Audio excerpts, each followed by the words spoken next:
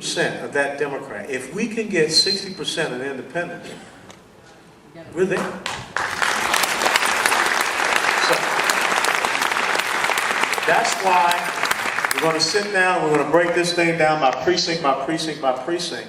And that's why it's so important for you to have bumper stickers, for you to have t-shirts, for you to have hats, to go out and spread the message. Because, you know, I'm preaching to the choir right now. I need you to go out and sing solo. Yeah. And you know what? We'll take the up here and then I'll come to you, Chairman, because the Chairman's going to set us straight. Colonel, very wonderful to have you here this evening. My question discusses an organization that's in New York City on the east side of Manhattan that is takes a lot of our treasure to support it every year. It works counter to every one of our national interests that I'm aware of, called the United Nations. What are your thoughts about that strange organization? You're being very kind calling it strange.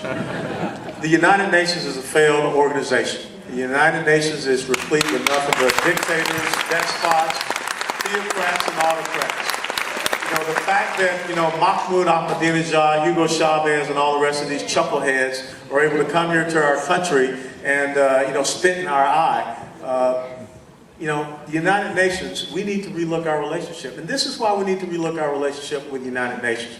Because I think in the 21st century, in the battlefield that we're on, we need to have a new collective security organization that is revolving around like-type political systems. That's not what we have with the United Nations, and we cannot make the United States subservient to the United Nations. I'm very concerned when this president took the ambassador to the United Nations and elevated him to a cabinet position. So they said that is something that really does concern me, because there are many things that we're trying to make the United States subservient to the UN on, and I totally disagree with that. It is not about getting rid of the UN.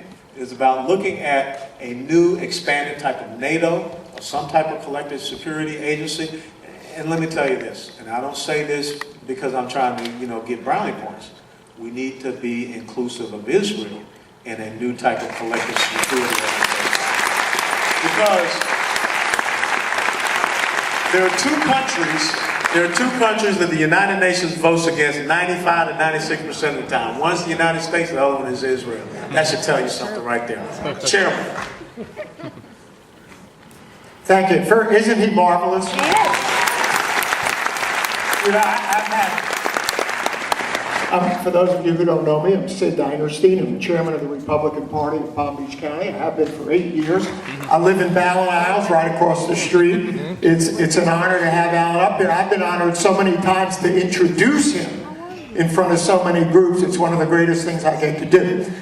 I wasn't going to talk because this is a partisan statement, but when the gentleman spoke about the Lawton Childs epiphany that he had and all that, I said I have to give out information. So this is partisan information. There are those of us, a whole lot of us, who are the ones who don't go away after election time and don't just show up 100 days before election time. We basically do this 7 days a week, 24 hours a day, 365 days a year, and we're all volunteers. If you show up at an REC meeting 2 nights from tonight downtown, you will walk into a room with 200 Republicans, and their job is to get all the Republicans in their precinct out to vote.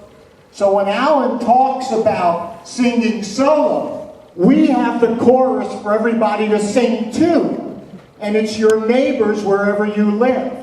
So this is my advertisement for tonight. If you are interested, then you either give me a card with an email address on it, or you take one of my cards with an email address on it and you send me an email, and I will get you a precinct to be in charge of exactly where you live. And you will have something to do that will take care of electing Alan, which is about as high on our list as you can get, and other people who may not have as great a resume or as great a presence, but who are also, from top to bottom, from Congress down to your city council and county commission, God bless them, you know, will allow us to do what we now say, not just have Election Day on November 2nd, but Take Back America Day on November 2nd. So you need to come find me.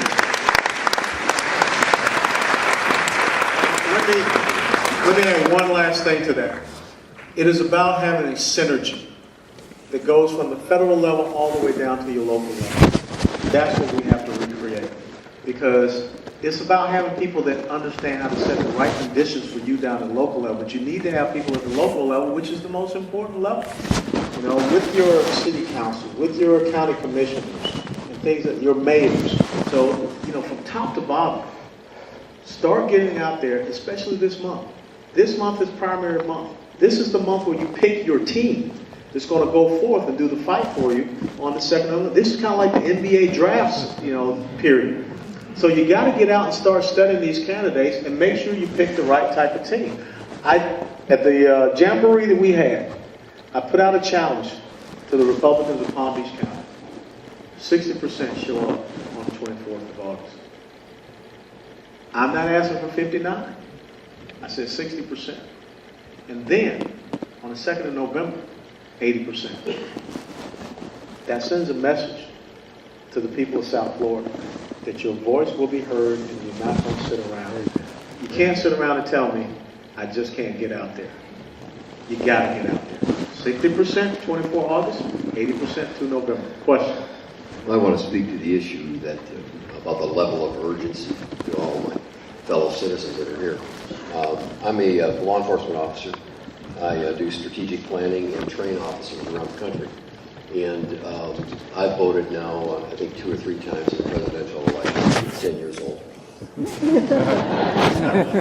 In my entire life, I have never, nor has the law enforcement community, witnessed an electorate of people who are so thoroughly angry with their government. It is worse today than any I've ever seen. And to be brutally blunt, we are preparing for potential insurrections and bloodshed. And a lot of what happens on November 2nd is going to determine whether we think that's likely or not. If we don't take this country back in November, I fear that we are going to see some level of bloodshed in this country out of people who are so severely angry and frustrated they don't know what else to do. We've seen some of it in some places. Pay attention. There's a risk. There's a need to be involved. I'm here tonight and I said to my wife, I'm going because I don't want my children to live through a revolution.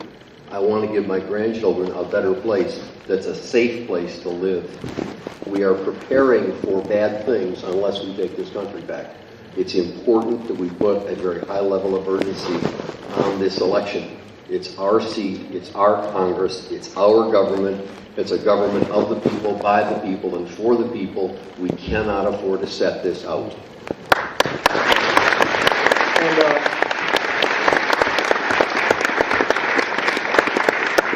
a lot of people don't realize that, you know, we had the first American Revolution, but when those gentlemen got in and they wrote the Constitution, that was a revolution also.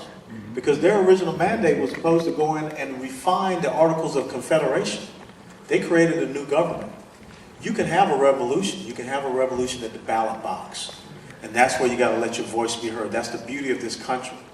Let me talk about something else very, very briefly. If we're going to be successful, we got to win outside the margin of cheating. Yes.